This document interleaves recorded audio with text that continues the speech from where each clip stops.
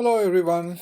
I have today an interview with wildlife biologist Judy Hoy of Montana on effects of glyphosate on wildlife. This is Tony Mitra, January 24, 2017. I would like to address the atmospheric transport of pesticides. That's an umbrella term that includes herbicides, insecticides, and fungicides, and the consequences of those pesticides falling in rain and snow downwind of where they are applied.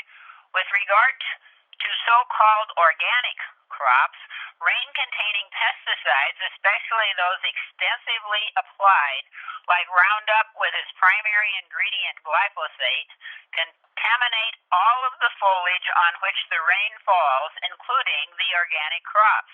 Such pesticides also contaminate the surface water used for irrigation of all crops, including the otherwise organically grown crops.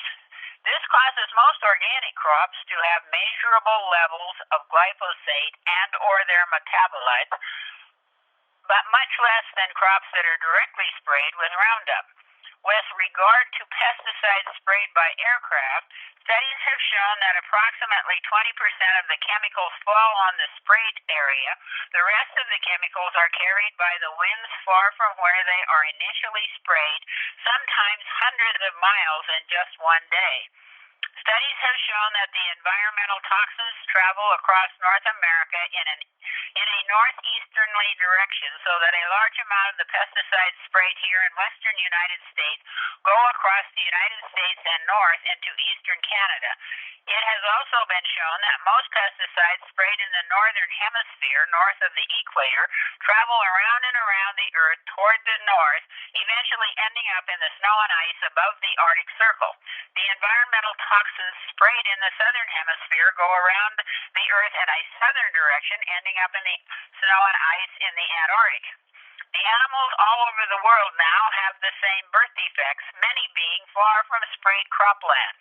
For example, Roundup is not used in the extreme backcountry of Yellowstone and Glacier National Parks, but the animals in remote areas of both parks have the same facial and male reproductive malformations reported in studies of big game animals and documented on domestic grazing animals here in the valleys of western Montana. This observation is based on pictures of animals in documentaries and photographs taken by photographers who hike far from roads in the national parks to photograph wildlife. The Forest Service person I contacted by phone emphatically stated to me that they do not and have not used Roundup on the national forests here in western Montana. That's because Roundup kills everything, and the Forest Service does not want to kill the native plants and trees. Yet they examined hunter-killed deer and elk that live on the Forest Service land full-time, well away from the valley where sprayed fields are, have the same birth defects, and the birth defects there appear to be at the same high prevalence as the animals living in the valleys. I would like to state that when collecting the study data from accident-killed big game animals, I didn't separate the animals I examined into valley animals and forest animals, so I didn't know which ones were which, but they still seem to all have the same birth defects. My biologist colleague and I have examined a fairly large number of mule deer and pronghorn antelope from eastern Montana, and the same birth defects were higher in prevalence on those from eastern Montana than on our western Montana mule deer. We don't have pronghorn antelope here in extreme western Montana, where most of the white-tailed deer I examined came from. White-tailed deer from eastern and central Montana brought to my colleague or to me to examine have an equally high prevalence of underbite and a much higher prevalence of overbite than the white-tailed deer here in western Montana. My colleague examines the bite of each animal when he cleans the skull for the hunter. These animals lived on the open prairie or in small isolated mountain ranges until the hunter harvested them, so we don't find much difference in the birth defects with regard to where the animals live. They all have the same birth defects at a very high prevalence. Some birth defects, especially underdeveloped premaxillary bone and male reproductive malformations, are close to or over 50%. Biology books state that any birth defect with a prevalence of over 5% should raise a red flag. So the prevalence of these birth defects on wild ruminant species here in Montana is 10 times that. It is far past time to raise that proverbial red flag. Severely underdeveloped lower jaw or overbite was found on over 5% of the white-tailed deer taken to a butcher shop in New Brunswick, Canada. The butcher who reported the overbite on the deer did not look for underbite on other deer brought to his shop. The evidence shown by the extremely widespread identical birth defects on the wild and domestic animals, and the evidence that Tony Mitra reported was found in the Canadian glyphosate test levels, indicates a high level of contamination in the rain and snow. Most of the pesticides in the weather fronts that come through our area are on dust picked up by the winds as they move across the bare fields in the states to the west of us.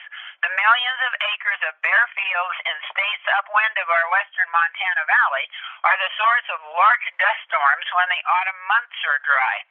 Even if there aren't large dust storms, when the wind in the weather front passes over the bare fields, the soil particles on the very top of the dirt in the field is blown up into the air. When Roundup is used as a desiccant and applied just prior to harvest, glyphosate and other chemicals in the Roundup are still on the top layer of soil just prior to winter. When the weather front carrying the pesticide-laden dust particles hits the high mountains, it slows down, dropping the contaminated snow or rain on the mountains and into our western Montana valleys. The snow is especially significant because the toxins that melt out of the snow during the spring and early summer are released into the creeks, rivers, and dams that provide our irrigation water. When the water evaporates after the crops are sprinkled with the contaminated water, it concentrates the Roundup and other toxins on the leaves and in the top surface of the soil. In the winter, the highly contaminated soil from the organic fields and the directly sprayed fields is picked up by the winds and carried in the weather fronts to be deposited in the snow and surface water downwind, and the whole contamination cycle begins again. It will take literally years to rid the environment of biologically significant levels of Roundup if they never sprayed another drop for the rest of time from this day forward.